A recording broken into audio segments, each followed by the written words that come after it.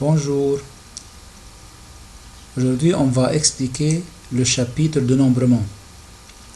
Dans ce chapitre, on va compter le nombre de possibilités. Et comme ce nombre va être un entier naturel, on va faire un petit rappel sur les entiers naturels.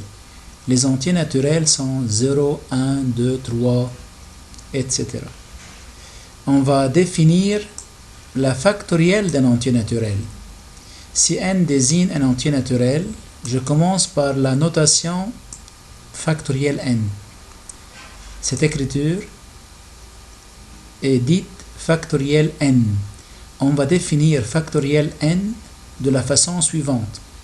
Pour les deux premiers entiers naturels, 0 et 1, on définit factoriel 0 égale 1 et factoriel 1 égale 1.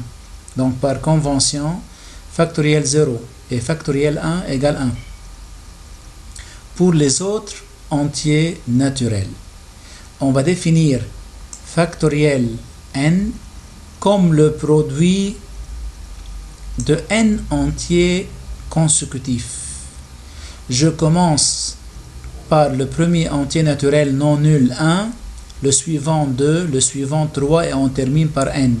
Je peux écrire ce produit par ordre croissant ou bien décroissant. Donc, factoriel n par définition, c'est 1 fois 2 fois 3 jusqu'à l'entier n.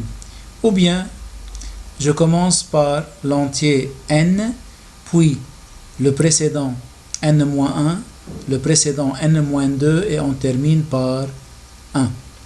Exemple, factoriel 3, c'est le produit de trois entiers consécutifs qui sont 3, 2 et 1. Alors leur produit égale 6. Si on demande de trouver factoriel 6, c'est le produit de 6 entiers consécutifs. On commence par 1, puis 2, 3 et on termine par 6. La réponse va être 720.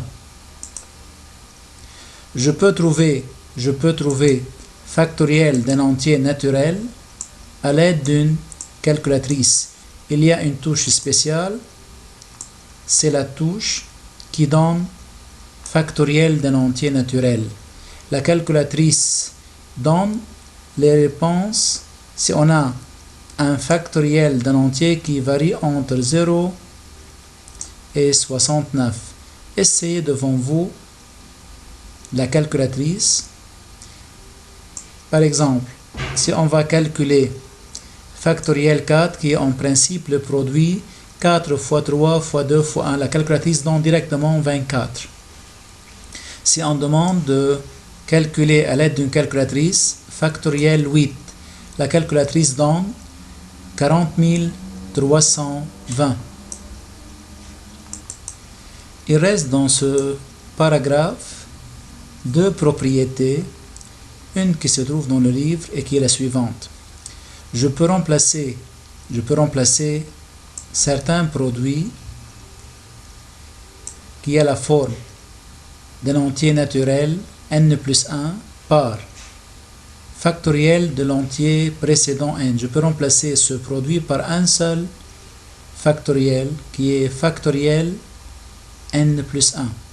Si on prend par exemple 5 multiplié par factoriel 4. On a 5, mais factoriel 4, c'est quel produit? C'est 4 fois 3 fois 2 fois 1. Alors je peux remplacer ce produit par un seul factoriel qui est factoriel 5. Et d'une façon générale, chaque fois qu'on a un produit qui a la forme factoriel n, multiplié par n plus 1, je peux remplacer ce produit par factoriel n plus 1. Il y a une autre propriété, on l'utilise pour simplifier le rapport de deux factoriels. Par exemple, factoriel 5 divisé par factoriel 2. Factoriel 5, c'est le produit de 5 facteurs. 5, 4, 3, 2, 1. Et factoriel 2, c'est 2 fois 1.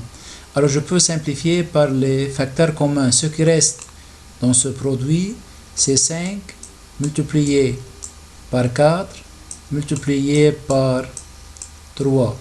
Alors la réponse de ce rapport va être 60. Si on prend l'exemple suivant, factoriel 100 divisé par factoriel 97. Dans ce rapport, il y a 97 facteurs communs qui sont 97, 96 jusqu'à 1. Ce qui reste après la simplification, il reste 3 termes qui sont 100, 99 et 98. L'exemple suivant, si on a factoriel n plus 2 sur factoriel n, ici on va avoir le produit de n plus 2 facteurs qui sont n plus 2, n moins 1 jusqu'à 1. Si on simplifie par factoriel n, il reste seulement 2 termes. Le premier, n plus 2, et le dernier, c'est n plus 1, car ici, dans la simplification, il va rester seulement deux facteurs. Le premier, n plus 2, et le suivant va être l'entier qui est précédent à n plus 2, c'est le précédent à n plus 2, c'est n plus 1.